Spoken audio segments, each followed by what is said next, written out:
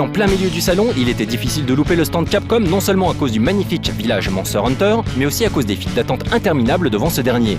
Au fil des années, les jeux de cette licence ont pris de plus en plus de place chez le studio d'Osaka, comme nous le confirme la sortie récente sur PSP au Japon de Hailu no Mura, un spin-off de la série en forme d'Animal Crossing, principalement destiné aux enfants.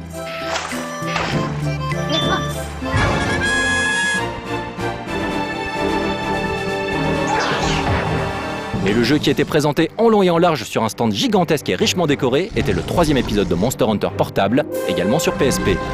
Pas de changement radical dans la série, on conserve ce qui fonctionne, on rajoute simplement des monstres, armes, armures, objets et nouvelles actions. Contrairement à Monster Hunter Try sur Wii, lorsque l'on joue en solo, on est accompagné de 2 chats dont on peut définir le comportement lors des combats, ce qui est bien appréciable pour survivre face aux monstres. Le mode multijoueur est forcément présent, puisqu'il a fait le succès de la série, mais en revanche, il n'est toujours pas possible de loquer les monstres. Pour ce qui est des graphismes, ils sont toujours un peu plus travaillés à chaque épisode, notamment en ce qui concerne le soin apporté aux monstres, très détaillé.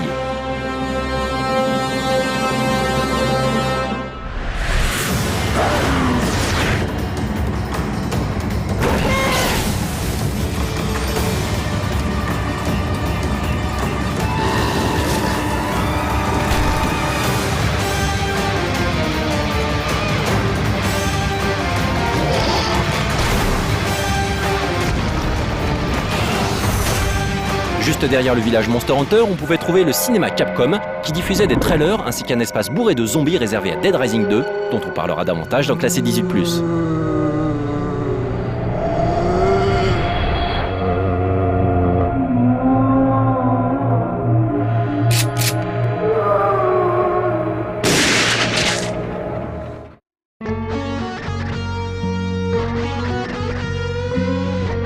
Juste à côté, un autre jeu produit par Inafune Keiji n'a cessé d'attirer des hordes de fans. Il s'agissait de Mega Man Universe, jouable pour la toute première fois ici, et dont le trailer avait laissé pas mal de fans perplexes.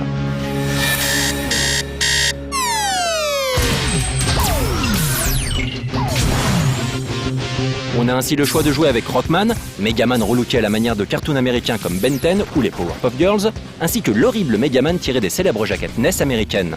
D'autres héros de Capcom, comme Ryu, seront débloquables ou bien téléchargeables. Chaque héros possède des caractéristiques différentes et l'on pourra même customiser son Megaman.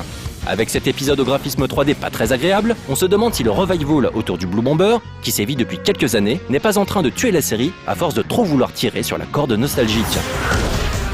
Toujours dans la série Megaman, mais sur DS cette fois, on pouvait aussi trouver Rockman Zero Collection, sorti cet été, qui rassemble les 4 jeux de l'arc Rockman Zero.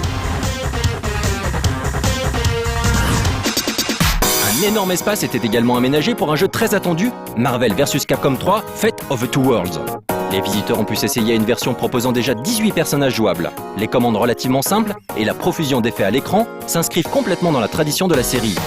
Gros succès également pour le nouveau personnage annoncé lors de ce TGS, Amaterasu, le héros du jeu Okami.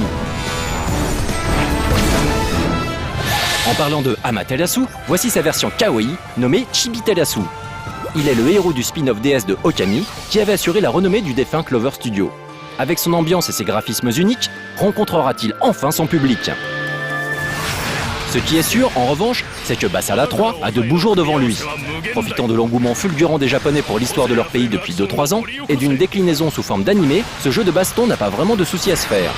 Des combats façon beat'em all ultra dynamiques, avec des tonnes d'ennemis à ossir et des grandes figures historiques relookées beaux gosses ou Jones Rebel, le titre plaît autant aux filles qu'aux garçons. Autre titre plébiscité par les deux sexes, Gyakuten Kenji 2, qui met encore une fois le procureur Benjamin Hunter sur le devant de la scène pour résoudre de mystérieux cas et rétablir la vérité devant le tribunal. La série est toujours aussi populaire et malgré le nombre de DS mis à la disposition du public, l'espace ne désemplissait pas.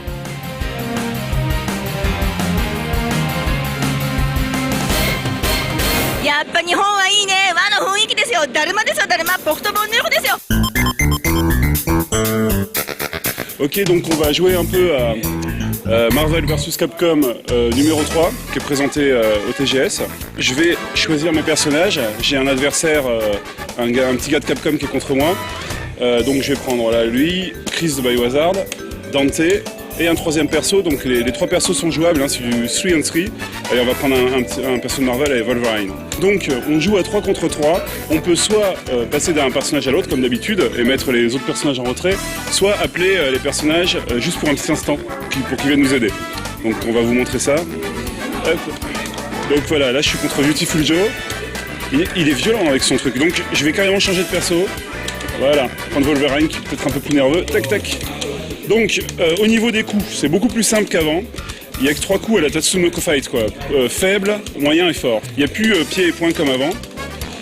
Pareil pour les coups spéciaux, c'est hyper simple, c'est juste un quart de cercle et 2 boutons en même temps, comme ça. Voilà, et là je me bats contre Amaterasu, un nouveau personnage qui vient d'être présenté, qui vient donc de Okami. Voilà. Hop, donc évidemment quand on arrive en level 3 on peut faire une double attaque, avec, enfin même une triple attaque avec les 3 personnages en même temps. Il y a beaucoup d'attaques en l'air. Ah là je me fais attaquer par Felicia, mais ça passe pas, elle recommence. Et je vais changer de perso. On va prendre... Voilà, Dante qui est certainement un des personnages les plus jouissifs. Il a beaucoup d'attaques aériennes comme ça, ou par exemple... Oh là là là là, je m'en prends plein la gueule, non c'est bon. Par exemple un coup de pied comme ça, ou un coup de guitare. J'ai vu que je pouvais envoyer de l'énergie avec ma guitare. Voilà, c'est quand même stylé quoi, c'est très très drôle à faire.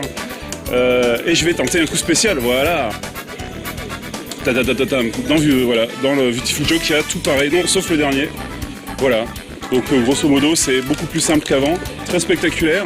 Bon, il faut dire que la série des Marvel vs Capcom a toujours été une série beaucoup plus accessible que les Street Fighter, donc ça reste un peu dans l'esprit finalement. Les vrais fans de jeux de combat resteront sur Street Fighter 4, alors que là c'est vraiment un jeu pour s'amuser, pour se défouler. Voilà, ok, thank you very much.